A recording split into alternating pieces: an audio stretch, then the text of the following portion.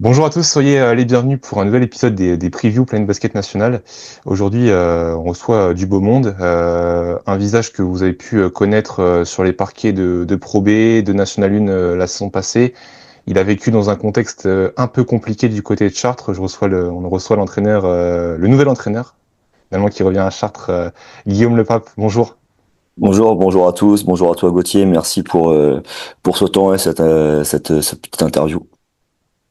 Et on est accompagné d'un journaliste local, mais aussi connu partout en France, puisqu'il a eu l'honneur de commenter les finales de LF2 cette saison, Alban Ducardonnet, qui commentait aussi les matchs pour Chartres TV, qui est JRI à Chartres TV.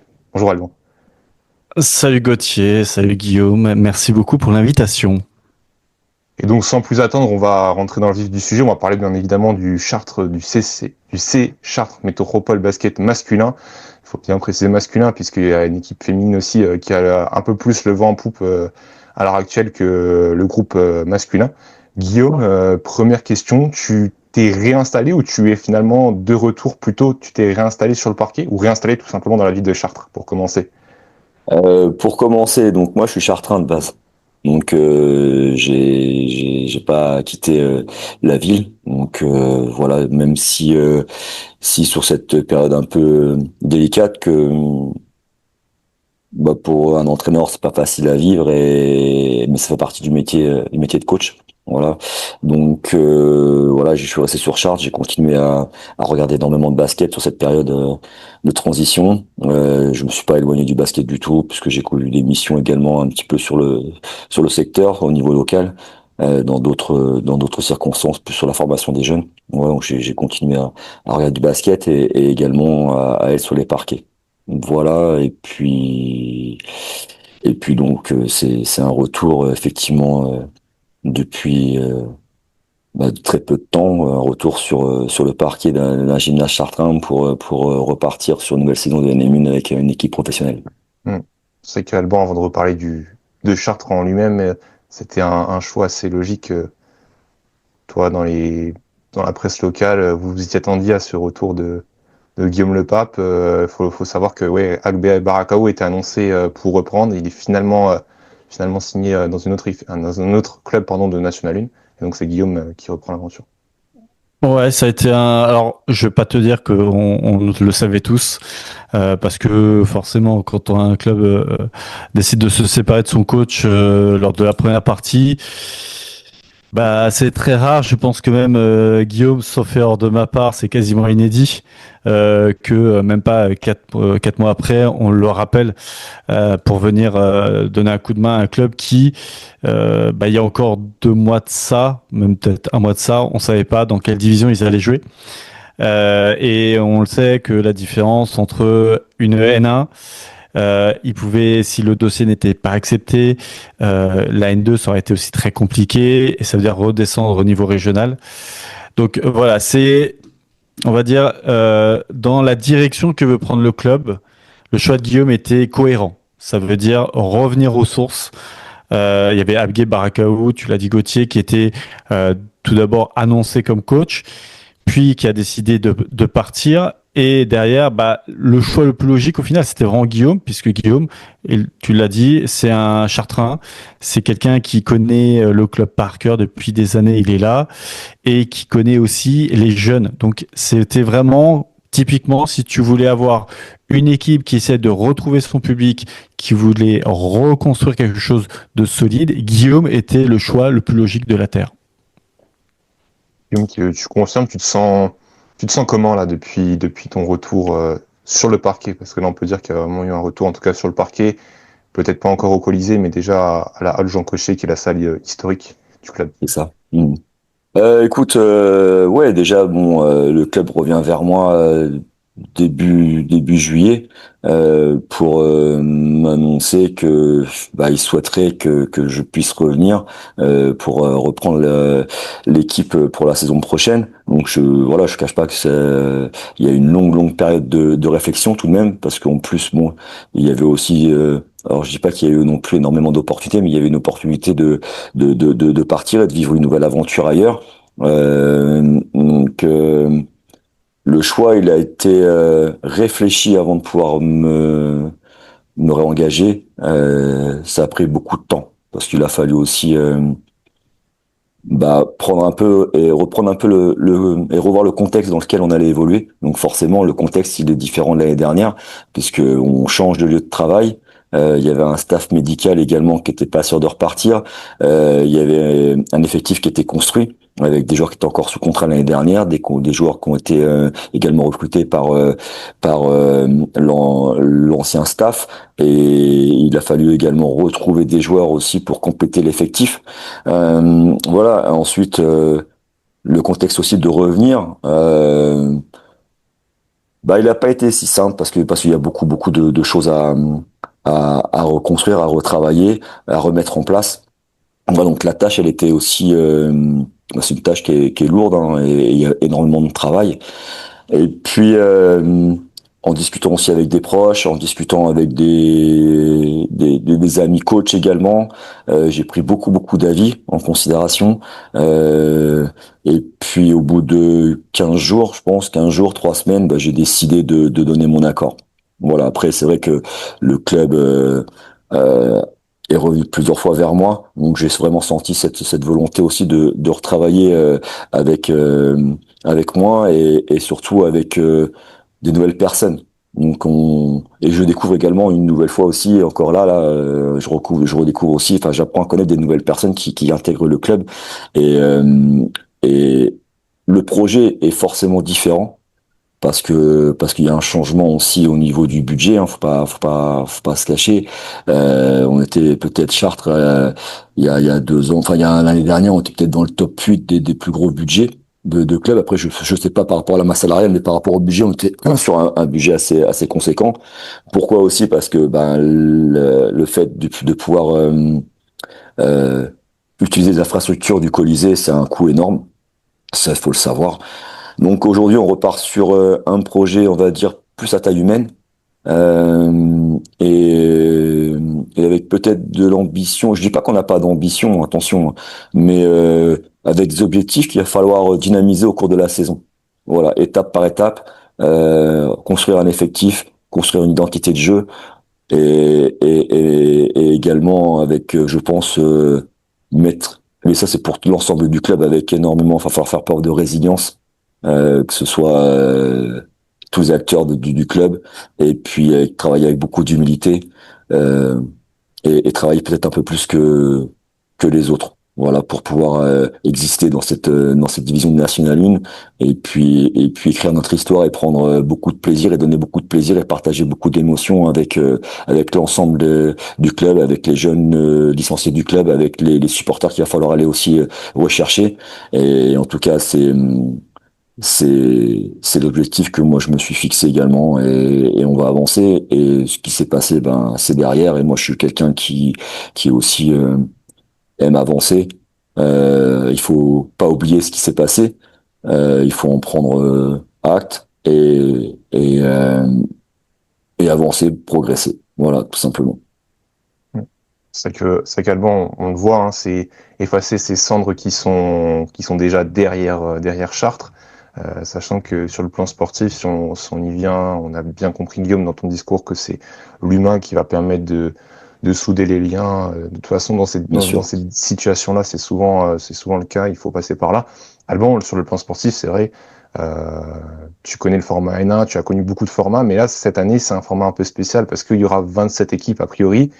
Chartres est dans la poule encore de l'Ouest, si je dis pas de bêtises. C'est ça. Et il va falloir batailler pour, en tout cas, pas finir dans les 6 derniers, voire peut-être les 5 derniers. Ouais, c'est une poule difficile. Il y a des avions de chasse, hein. On pourra regarder juste un peu le calendrier qui pourrait déjà, dès le début, Guillaume, un peu fixer de savoir où tu vas, parce que tu as à Blanc en Coupe de France, tu as Sable d'Olonne, qui est pour moi quasiment le grand favori de cette poule en tout cas, et tu as Challenge qui descend des Ligue 2, et tu vas retrouver du coup aussi, je crois que, je sais pas si c'est pas la première fois que tu pourrais jouer contre Seb Lambert. je crois en face à face. Ça Si, pourrait si, être, si, si, c'est la si ça va être la première fois. la première fois, oui. En Objectif. tout cas, coach, oui. Après, non, quand j'étais assistant, oui, on s'est Oui. déjà joué, mais là, coach, oui, c'est la première fois. Bon, on vise la technique, hein. On est obligatoire. Non,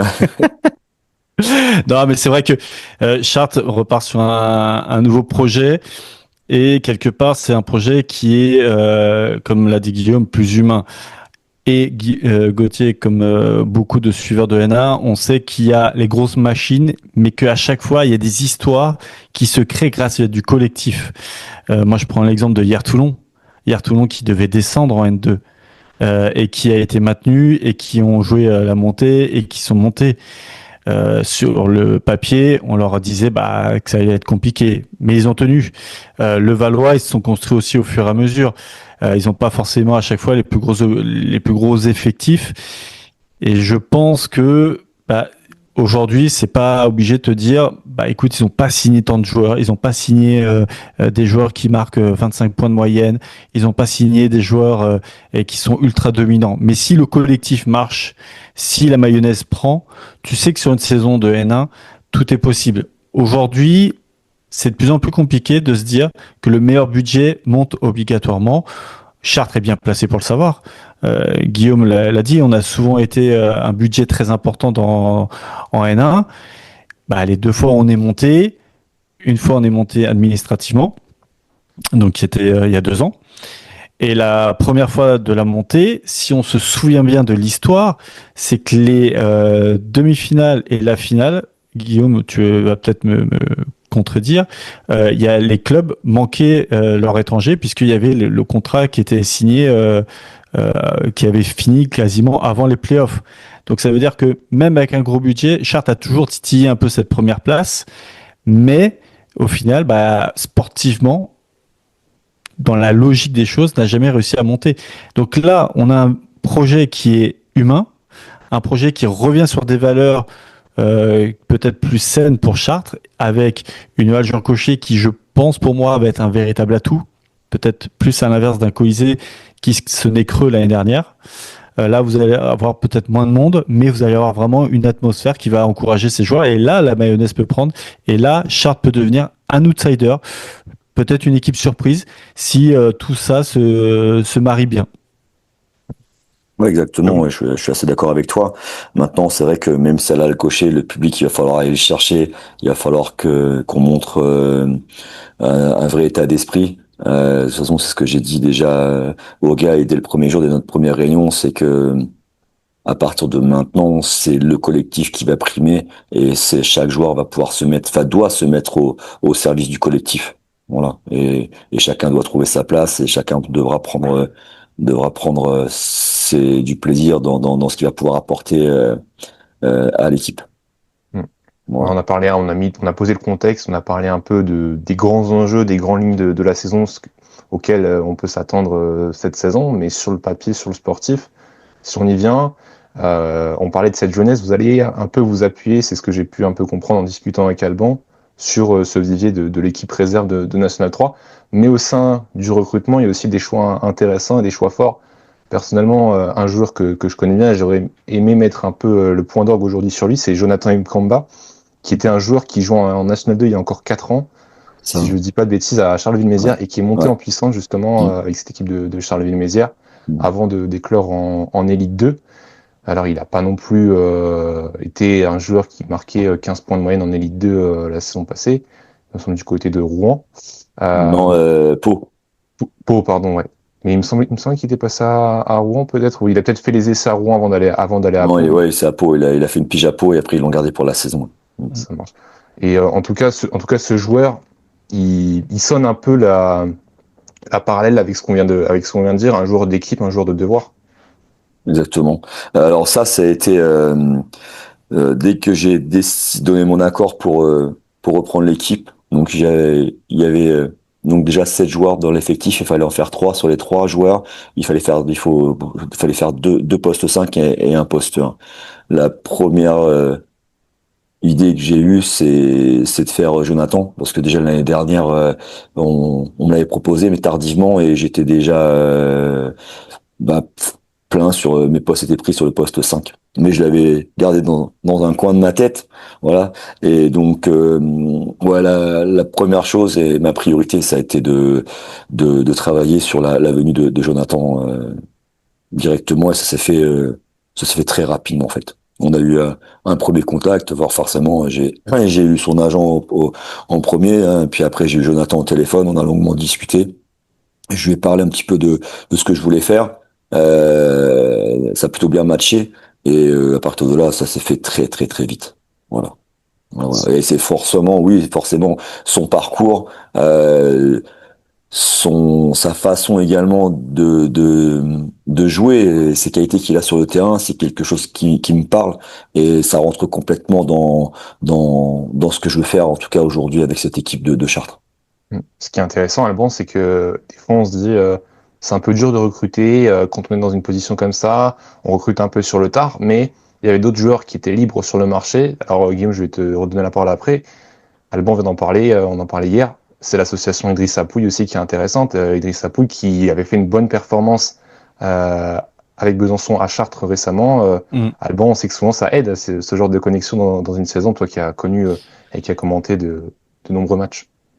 Ouais, bah, on le sait, on va apprendre à personne. Dans une équipe, il y a une ligne directive, c'est 1-5. Il faut que le 1 et le 5 arrivent à s'entendre bien parce que c'est souvent là que c'est la construction d'une équipe. Il y a le général et alors Idriss Apou, moi j'aime beaucoup parce que en plus il y a l'association avec Théo Lefebvre. Je trouve que c'est deux meneurs qui ont cette envie de faire jouer les autres, mais qui ont une attitude un peu plus différente. Idrissa est vraiment plus peut-être scoring que Théo qui est un peu plus gestionnaire, mais les deux vont être vraiment capables de pouvoir aussi gérer avec Jonathan. Alors pour être très clair, nous on l'a vu que ce soit en vidéo, que ce soit en photo. Guillaume, tu me rassures. Quand il est dans la peinture, il n'y a pas beaucoup de place. Je crois que physiquement, c'est assez costaud, quoi. Ah, j'entends, ouais, c'est clair, c'est costaud, c'est vaillant, c'est très intense, il met beaucoup d'énergie, c'est un vrai combattant, que ce soit en défense, mais aussi en attaque, quoi. En plus, lui, c'est pas quelqu'un qui va vouloir absolument jouer pour aller au cercle et scorer. Il va pouvoir justement fixer. Il a plutôt une bonne lecture de jeu. Il partage la balle, il est capable de jouer sur les renversements. Après, il est difficile à défendre, hein, parce que quand il est dans un périmètre extérieur, quand il reçoit les ballons, il est capable d'aller attaquer n'importe quel poste au sein de la division et d'aller provoquer. Et forcément, c'est un atout, quoi. C'est un atout. Mais mon véritable energizer. Et en défense, c'est pareil. C'est un joueur qui peut nous apporter énormément d'options sur la défense, que ce soit sur la défense pick and roll surtout. On va pouvoir avoir plus d'options aussi avec Jonathan. Ouais, et puis Voilà. tu disais, Gauthier, aussi le recrutement, il est intéressant parce que derrière, il y a JB, l'ancien de Tours, alors qu'il a un profil, on va dire, complètement inversé, un petit peu de Jonathan, que c'est plus un intérieur, mais qui peut shooter, qui peut s'écarter un peu plus. C'est aussi ça que tu as cherché, justement, dans ces complémentarités, c'est-à-dire qu'ils aient un aspect de jeu en commun, mais qui soit dans le reste un peu différent pour t'apporter justement cette possibilité de modifier ton système de jeu. Alors, c'est un peu différent avec Louis et avec Jules, parce que c'est clair que c'est des joueurs qui vont faire partie de notre secteur intérieur, mais c'est des joueurs qui ont été recrutés avant que j'arrive. Mais il y a aucun souci là-dessus, parce que de toute façon, à partir du moment où un coach décide d'accepter un projet dans un club, bien souvent, il y a des joueurs qui sont encore sous contrat. Donc après, t'acceptes ou t'acceptes pas. Si tu acceptes, eh bien, il faut composer avec ces joueurs-là, bien déterminer leur qualité, et puis après, on les met en valeur. Il n'y a pas de souci, hein. En plus, franchement, ce sont des joueurs, que ce soit Jules ou Louis, ce sont des joueurs qui ont l'habitude de la Nationale 1. C'est des joueurs, si j'avais eu le choix, peut-être que si on me les avait proposé, peut-être que je les aurais également pris, hein, parce que c'est des joueurs aussi qui correspondent. En plus, c'est des joueurs qui ont des qualités humaines également. Genre, on apprend à se connaître, et il n'y a aucun souci là-dessus. Maintenant, pour revenir dans plus basket avec Louis, moi, c'est un joueur que je vais faire jouer sur le poste 4, hein. Là, nous, on est sur le poste 5, donc il y a Jonathan, et il y a un autre joueur aussi qui va arriver sur le poste 5. Voilà.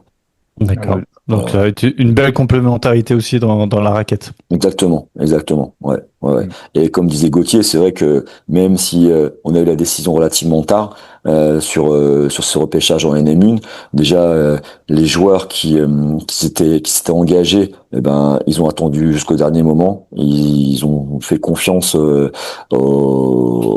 au travail qui a été fait par le club et également par le président qui s'est vraiment arraché pour trouver les solutions.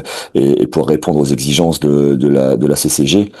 Ça, faut le reconnaître. Après, il a été aussi entouré par des nouvelles personnes du club qui l'ont aidé, qui l'ont secondé, mais ils ont fait un énorme travail justement pour répondre à ces exigences et on peut que les remercier également et les féliciter de leur travail. Après, les joueurs aussi, hein, ils ont été patients, ils ont cru jusqu'au bout au projet et ça, c'est aussi une marque de eh bien de respect vis-à-vis du club et c'est des joueurs à qui maintenant on doit tout mettre en place pour qu'ils puissent évoluer dans les meilleures conditions possibles. Voilà. Guillaume, vous avez déjà effectué 2 matchs amicaux, Ouais, 2 victoires face à 2 belles équipes de formation de National 2 qui ouais. devraient a priori truster les premiers rôles. Et je pense déjà à ce match hier, hein, vous sortez du match Mm, face à la Jalt Le Mans, mm. qui était, selon mes infos, privé de Leloup et de leur Le loup. joueur. Bien, ouais. Ouais, C'est bien ça. ouais, mais Donc, il y avait des beaux joueurs, hein. Il y avait encore des ouais. joueurs qui jouaient en NM1 il n'y a pas si longtemps que ça, et même en Elite 2. Donc non, ils ont une très belle équipe, hein, très très belle équipe. Ouais. Mm. Et donc, dans ce genre de match de préparation, je dirais pas match amicaux, mais match de préparation, on intègre forcément des jeunes parce que Mm. là, si les gens suivent les réseaux sociaux, c'est là où les annonces principales se sont effectuées. Il- Tu parlais d'un effectif à 10 joueurs, là, a priori, vous avez pour l'instant trouvé 9 joueurs, c'est ça? Si je dis pas de bêtises. Oui, oui, on a trouvé 9 joueurs. Alors après, là aujourd'hui, que ce soit le match contre Rueil ou le match contre la Jalt hier, j'ai pu mettre sur la feuille de match que 5 joueurs de l'équipe pro. Pour la bonne et simple raison, c'est qu'Idrissa est arrivé hier après-midi.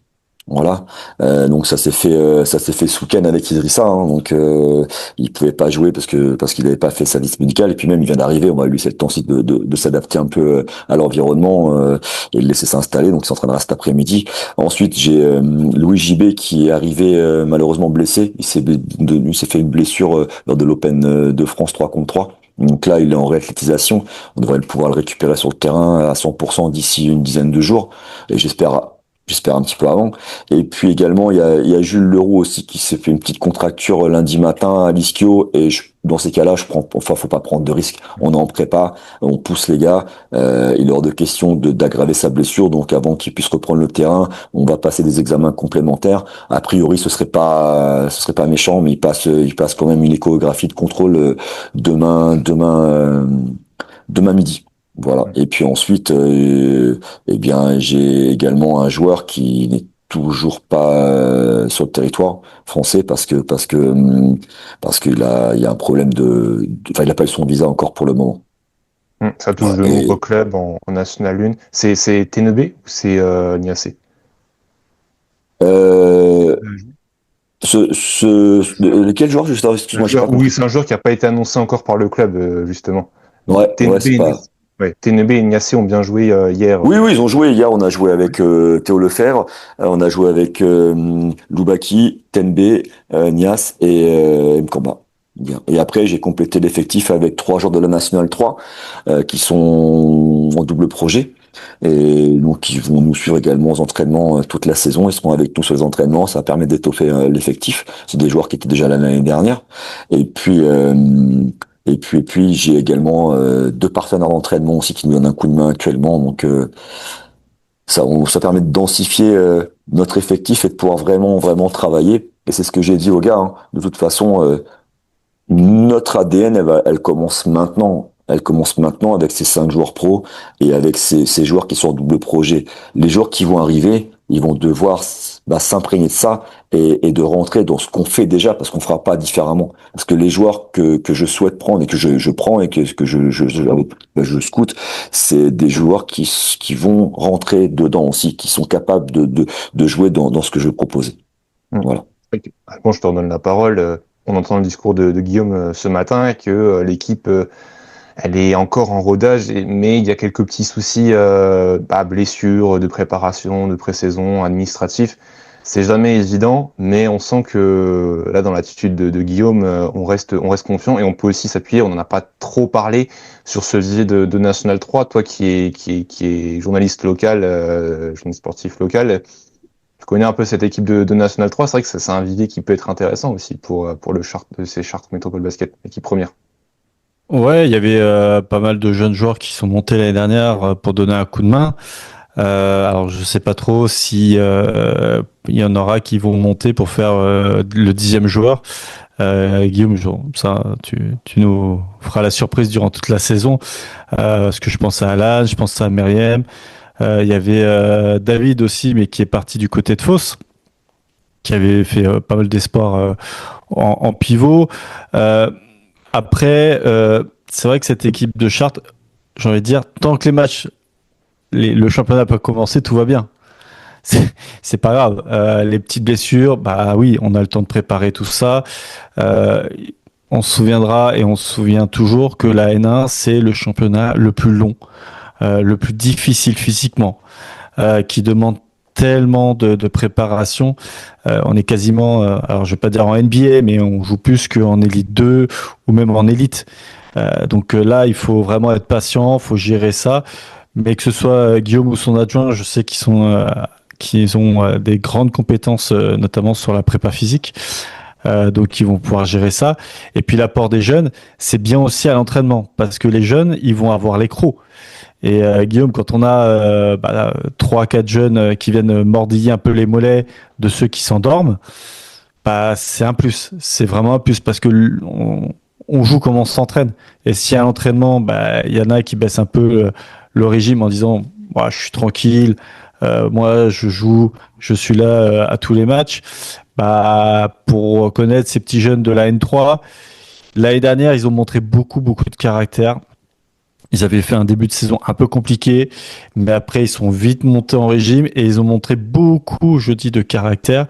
Alors, le talent, ils l'ont, mais en N1, il faut aussi avoir la hargne et s'imposer. Et ça, Guillaume, c'est que il va pouvoir compter sur des jeunes joueurs qui auront envie, pourquoi pas, de titiller peut-être que ce soit les gens qui seront sur le banc ou les titulaires. Et ça, c'est un vrai plus pour toi, Guillaume, cette saison. Oui, bien sûr. Après, c'est clair que sur ces trois derniers joueurs également que je devais trouver, j'ai fait le choix aussi de partir sur des joueurs jeunes aussi.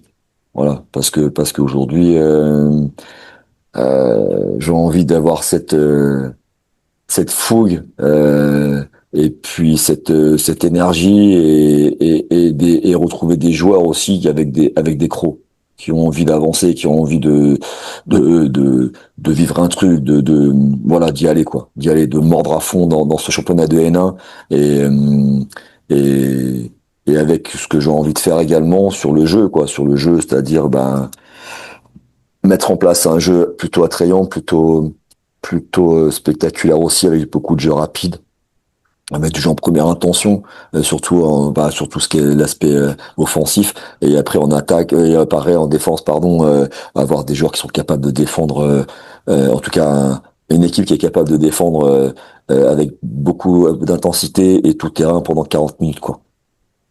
En Voilà. tout cas, Et je pense qu'aujourd'hui, on peut avoir ce type de joueur dans cet effectif. En tout cas, c'est ce qu'on a montré sur les deux premiers matchs de prépa. on voit où Chartres veut s'imposer et veut aller cette saison. Bien évidemment, viser une place dans le top 7, ça serait, c'est un objectif réalisable parce que la N1 reste ouverte. On sent qu'il y a beaucoup de polyvalence. On ne sait pas vraiment où vous attendre, hein. C'est un peu le mystère. L'effectif est pas encore prêt à 100%, mais Alban, on sent que c'est sur la bonne ligne. En tout cas, c'est ce qui, de toute façon, c'est ce qu'il fallait faire et c'est ce qu'il faut faire, comme on le dit quand on est dans une situation comme ça. On semble avoir les personnes de la situation. C'est vrai que dans d'autres clubs, on a eu du mal à se relever, mais là, à Chartres, on sent que les nouvelles bases sont prêtes, Alban, pour conclure. Ouais, après en N1, ce qui est voilà, l'autre facteur, c'est le joueur étranger. On sait que c'est toujours peut-être l'élément un peu déclencheur pour un collectif. Après, On attend de voir les deux derniers éléments qui vont arriver dans cette équipe de Chartres. Pour l'instant, j'ai envie de dire, c'est comme l'équipe de Tours, on a envie de dire de l'année dernière. L'équipe de Tours, on voit l'effectif, on dit, OK, bon, c'est un effectif, il y a des bons joueurs, mais il n'y a pas sur le papier, il n'y a pas de joueurs où on se dit, ils cassent tout en N1. Et au final, c'est une équipe qui a été attrayante, c'est une équipe a vendu du rêve à ses supporters. Euh, Chartres, ça peut être pareil aussi cette année. Si humainement ça se passe bien, si les gars se donnent vraiment à 100%, pourquoi pas. On prend Pays de Fougères aussi. C'est pas un budget et pourtant la saison dernière avec une ancienne gloire de Chartres, un ancien capitaine qui est une Bichard, 40 ans, le mec qui joue quasiment 40 minutes par match. Et il s'est battu et le club a fait quelque chose d'exceptionnel. On peut prendre Val-de-Seine, même si en deuxième phase ils se sont écroulés. Les gars, ils ont réussi à se maintenir sportivement. Ils avaient prouvé de très belles choses. Donc c'est tout ça. Il faut se dire que la N1, le budget ne fait pas tout. Je dirais qu'aujourd'hui le plus important, c'est peut-être celui qui est sur le banc, Guillaume Lepape. Guillaume, ce sera toi on va dire le facteur X un petit peu cette saison pour Chartres, parce que c'est toi le maître-nome. Et si tu me permets, j'ai une question à te poser. Mhm. Vas-y. C'est quoi la différence entre le Guillaume qu'on a aujourd'hui et le Guillaume en tant que coach et le Guillaume d'il y a un an? Euh, Pas facile ta question, hein. Moi déjà, moi je sais qui je suis, j'ai pas changé. Moi je vais pas changer humainement, je suis exactement la même personne.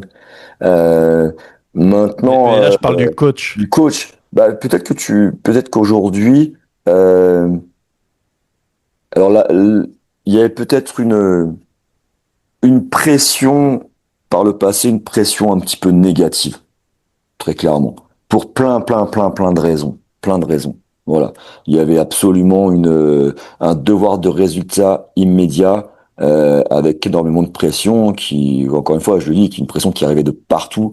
Et sincèrement, travailler dans ce type d'environnement, c'est pas simple. C'est pas simple. Surtout quand tu descends de Pro B, tu reconstruis ton effectif à 100%, une page blanche. Les choses, enfin, elles mettent du temps à se mettre en place. Il faut laisser le temps, il faut laisser le temps au staff de travailler, de construire et d'avancer. Et il faut soutenir son staff. Il faut soutenir dans les moments compliqués, il faut soutenir. Et là, tout de suite, on nous a mis la pression d'entrer dès la première réunion d'information. On doit monter, il faut monter. Voilà, non, enfin, c'est compliqué, que ce soit pour les joueurs, que ce soit pour un staff. Et quand en plus derrière, quand tu es dans le dur et que t'es pas forcément soutenu et tu sais que ça chauffe et on t'explique pas pourquoi, tu travailles dans un contexte qui est peu évident et, et malheureusement voilà ce qui s'est passé quoi, une saison catastrophique sur tous les points de vue, et à toutes les échelles et ça c'est triste et même quand sur les 6 derniers mois quand je suis resté chez moi à partir de décembre quand j'ai vu ce qui se passait. Franchement, ça faisait mal au cœur, quoi. Malheureusement. Et, et ça a absolument rien changé, en plus. Ça s'est effondré. Mais à un moment donné, on peut changer les coachs à chaque fois, hein. Mais si les résultats ne viennent pas, à un moment donné, c'est pas les coachs, hein. Les coachs, ils sont là, ils font leur taf. Et il y a un truc qui allait pas. Voilà. Aujourd'hui, euh, je sens un environnement un peu plus stable, plus serein et avec forcément avec moins de pression du résultat. Par contre, la pression, elle va être sur ce que nous, on va mettre sur le terrain que par rapport à ce nouveau challenge, pardon, où effectivement, bon, on repart sur un nouveau cycle qui va peut-être plus me correspondre et avec, oui, effectivement, comme je disais tout à l'heure, sur une pression qui va être avant tout une pression d'état d'esprit. Voilà, pour pouvoir aussi montrer de nouvelles valeurs sur le terrain pour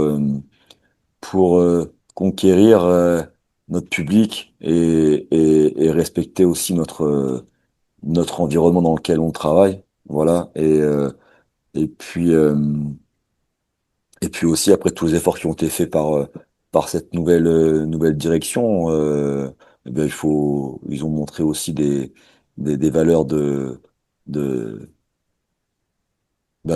travail pour pouvoir aussi, voilà, c'est pas moi, il va falloir tout couper parce que là, ça y est, vous m'avez perdu, hein. Faudra, bref, Euh, qu'est-ce que je peux dire avancé? Oui, qu'est-ce que je peux dire également? Qu'est-ce que je voulais dire tout à l'heure Guillaume, aussi? Ouais. Guillaume, en fait, là, tu es. Est-ce qu'on pourrait dire à la limite que tu es dans un nouveau club par rapport à il y a un an?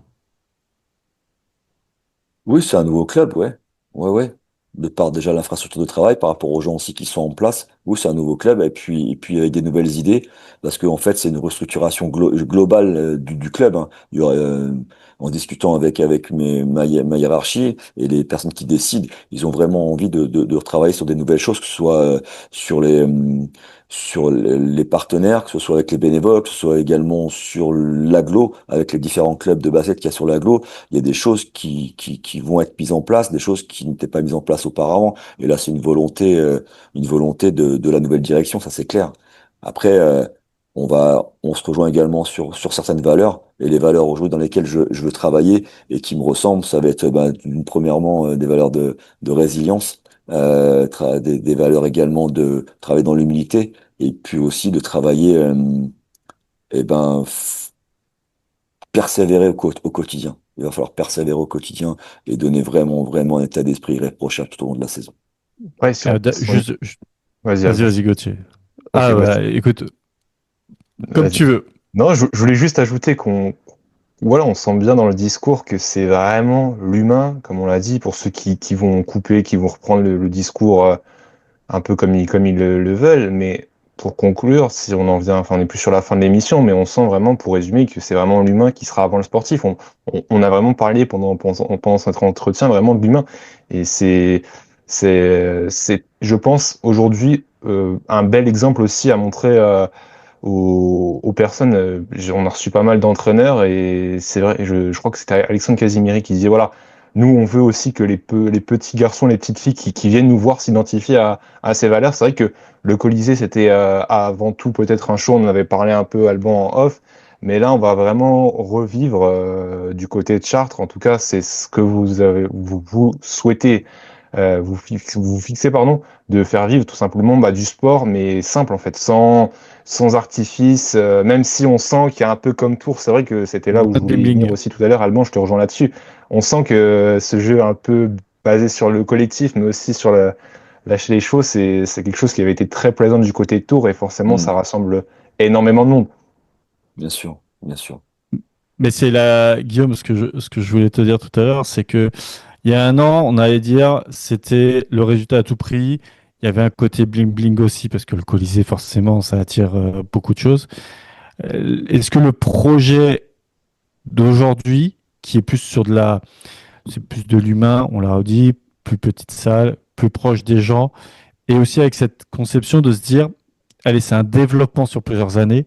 Au final, c'est peut-être pas, c'est peut-être ce projet-là qui te correspondait pour ta première année comme coach, en fait. Mais bien sûr, carrément, je suis complètement d'accord, oui, oui, oui, forcément. Voilà, moi je suis une personne de projet, j'ai envie de m'investir sur le moyen terme, le long terme, et j'ai envie d'aider le club à se construire sur des bases solides. Et quand je parle de ça, moi, les bases solides, après, il y a plein de choses dans un club à travailler. Moi, les bases solides, ça va vraiment être sur tout l'aspect du jeu, de tout ce qui va se passer sur le terrain pour que le public il puisse s'identifier à ce qu'on va mettre en place sur le terrain et encore une fois partager un maximum d'émotions avec tous les acteurs du club et nos supporters. Je pense qu'on y vient à la fin de cette interview. Il y a un entraînement qui va suivre cet après-midi. Vous êtes sur un rythme un peu plus calme là aujourd'hui puisque vous avez joué hier. Ça va être peut-être d'identifier un peu de vidéo déjà. On travaille déjà un peu la vidéo avec l'assistant Alors aussi. malheureusement, les matchs qu'on a pu faire, ils n'ont pas été filmés. Donc Ah, là, il n'y a pas de vidéo là aujourd'hui. Non, on va réintégrer Idrissa aujourd'hui à l'entraînement. Donc non, on va pas faire une séance intensive, hein. On s'est entraîné très dur lundi. Voilà, on a fait une grosse journée de travail lundi. Hier, il y a eu le match. Aujourd'hui, on va intégrer Idrissa dans nos principes offensifs, mais on va rester sur une séance euh, plutôt soft aujourd'hui et demain on va repartir sur des gros blocs demain. Voilà. Petite dernière question. Je sais que tu gères pas l'aspect administratif. Même le club ne gère pas cet aspect. C'est un peu plus haut et dans un tout autre domaine. Mais donc il reste un joueur, c'est sûr. Alban, tu parlais de 2 joueurs. C'est 2 joueurs encore à arriver? Bah, pour moi, alors Guillaume pourra faire de la langue de bois s'il veut. Je pense qu'il manque encore 2 joueurs à cette équipe de Chartres pour être au complet. Si on regarde un peu à gauche et à droite, on annonce 2 étrangers. Euh, voilà, pour l'instant, à voir encore une fois, mais parce que effectivement, ça manque encore un petit peu de profondeur de banc du côté de cet effectif de Chartres. Oui, non, mais J'ai- c'est ce que je vous disais tout à l'heure, c'est que là, je pense que déjà, il y a un joueur qui va être annoncé très prochainement, aujourd'hui ou demain. Et le deuxième, c'est un joueur qui a donné son accord depuis très très longtemps. C'est un joueur qui a également été euh, signé, enfin, trouvé un accord avant que je puisse arriver. Par contre, aujourd'hui, bah, c'est tout simplement un problème de visa. Donc, on espère de pouvoir l'annoncer très rapidement. Et à partir du moment où il recevra son visa, on pourra l'annoncer. Mais c'est vrai qu'on doit rester aussi relativement prudent en termes de communication. Voilà, parce qu'aujourd'hui, on ne sait Tout pas est quand il va possible. pouvoir arriver. Tout est possible, Il n'est pas effectivement. encore arrivé. Et on espère en tout cas que ce joueur sera là. Donc 2 joueurs. Voilà, tu Ouais. complètes ce qu'Alban a été un peu sur les points Mais il y en a d'interrogation. un qui va être annoncé, c'est signé. Et il n'y a aucun souci. Ce joueur sera là avec nous. Il sera avec nous la saison prochaine. Il est peut-être déjà avec vous. Il a peut-être déjà joué hier. On n'en a pas parlé, mais Ah voilà. non, il n'a pas joué hier. Non, il n'a pas joué hier. Non, non, On non, dirait. non. Bon, voilà, bon, on va se quitter sur des ondes positives. Et puis, Alban, vous pourrez suivre l'actualité. Je fais un peu la promotion de ton média, le Vestiaire 28. Je crois qu'il y a des petites nouveautés. Ouais, cette année, bah, on va continuer à suivre forcément l'équipe de Chartres. Toujours les retransmissions. Une petite pensée à mon cher consultant Nico qui sera de nouveau de la partie. Alors, si je dis pas de bêtises, ça va faire notre 6e saison qu'on commente ensemble. Ce sera toujours un grand plaisir. Et puis, il y a toujours des interviews avec les joueurs avant match, après match.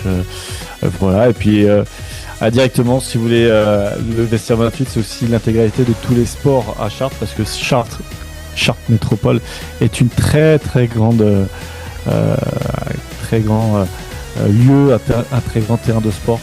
Il y a beaucoup d'équipes, tu en as parlé au début, il y a des filles, il y a le handball en première div, il y a encore le rugby, le football, le judo, donc voilà, et donc tous les lundis vous pouvez retrouver toute l'actualité en moins de 3 minutes sur les réseaux sociaux, et même Guillaume Le Pape pourra être dedans.